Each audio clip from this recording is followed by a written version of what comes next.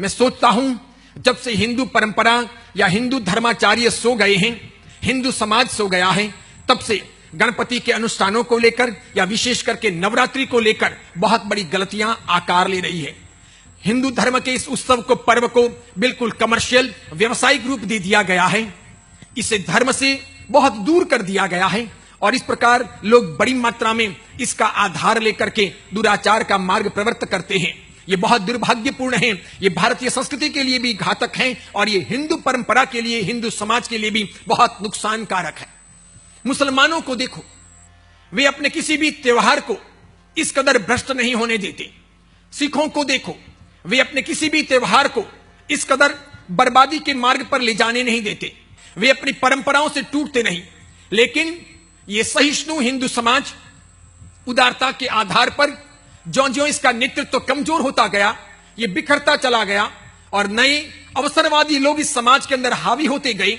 आज सामाजिक परंपराएं टूटती जा रही और बड़ी मात्रा में नवरात्रि का दुरुपयोग हो रहा। मैं चाहूंगा हर हालत में हर समझदार व्यक्ति को नवरात्रि के दौरान पापों से बचने का प्रयास करना चाहिए।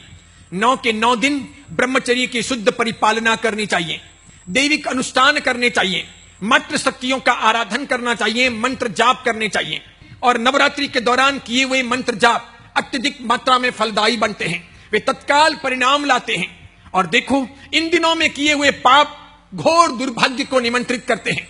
वे दुर्भाग्य जब अपनी जिंदगी में आकार लेते हैं तो आंसू बहाते हैं, लेकिन दुर्भाग्यों का निर्माण जब हम करते हैं तब कभी ख्याल नहीं करते। और इसीलिए मैं सोचता हूं, कोई अगर नौजवान, कन्या या युवक किसी छरीपाली संघ में जाकर के यात्रा करते हो, कोई कन्या या युवक शत्रुंजय महातीर्थ की नव्वाणु यात्रा करने के लिए जाते हो, कोई कन्या या युवक छठ करके, बेला करके साथ यात्रा करते हो, कोई कन्या या युवक पर्युषण महापर्व का सानिध्य प्राप्त करके 28, 9 उपवास, 15 उपवास, 16 उपवास या मासिक समन करते हो, अथवा कोई कन्या या युवक जवानी के दौरान या टीन एजर्स बनकर के उपध्यान तप करने जाते हो।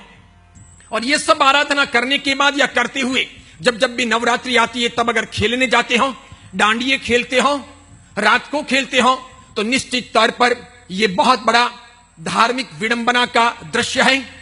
ऐसे युवक युवतियों की नव्वाणु, उनका कोई चातुर्मास या उनकी संघ यात्रा, उनका उपध्यान तप या उनकी तपस्या निरर्थक है, सार्थक सिद्ध नहीं होती।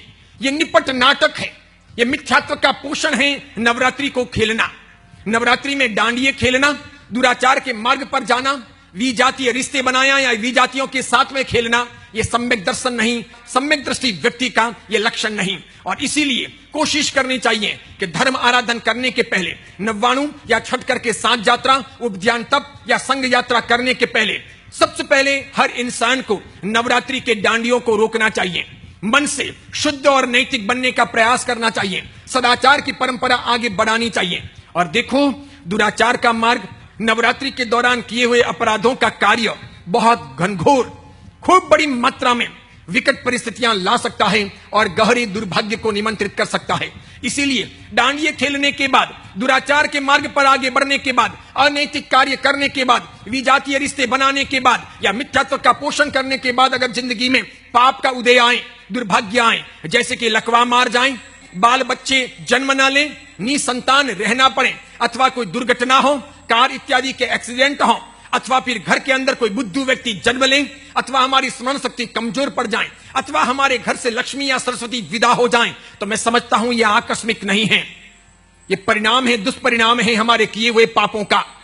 क्योंकि लक्ष्मी माता भी एक देवी है, सरस्वती माता भी एक देवी है, अंबिका माता भी एक देवी है, पद्मावती, चक्रेश्वरी और ज्वाला मालिनी माता भी एक देवी है। जब हम देवियों के अपमान करें या देवियों की साधना के दिनों में ब्रह्मचर्य का परिपालन न करें, दुराचार के मार्ग पर जाएं, गलत वेशभूषाएं पहने, विजातीय रिश्ते बनाएं या फिर पुरुष महिलाओं के साथ और महिलाएं पुरुषों के साथ में खेलें, नाना प्रकार के पापों को चांस मिले, अवसर मिले और इस प्रकार जिंदगी की बर्बादी हो, तो कहीं ना कहीं किया हुआ बेकार नहीं जाता। मानकर चलिए आप, ऊपर वाले की नजरों में देर जरूर है, अंधेर कभी नहीं होती, 100 सुनार की और 1 लुहार की हो सकती है। और इसीलिए हर समझदार व्यक्ति को सांस्कृतिक परंपराओं का रक्षण करना चाहिए, भारतीय संस्कृति को आगे बढ़ाने का प्रयास करना चाहिए। हर हिंदू व्यक्ति को जगना चाहिए। उसे हर हालत में अपने इस पर्व त्योहार को बर्बाद होने से बचाने के लिए कोशिश करनी चाहिए। उसे देवी माताओं की साधना करनी चाहिए, अंबे माता इत्यादि की बलि स्थापना करके गरबे लेने चाहिए, लेकिन रात को डांडिया हरगिज नहीं खेलने चाहिए। पूरा अनुष्ठान दैविक शक्तियों के आधार पर संपन्न करना चाहिए। उसे व्यवसायिक या व्यवहारिक बना करके अतोभ्रष्ट ततोभ्रष्ट नहीं बनना चाहिए। यह खास जरूरी है, इसकी सभी को हिदायत देना चाहूंगा।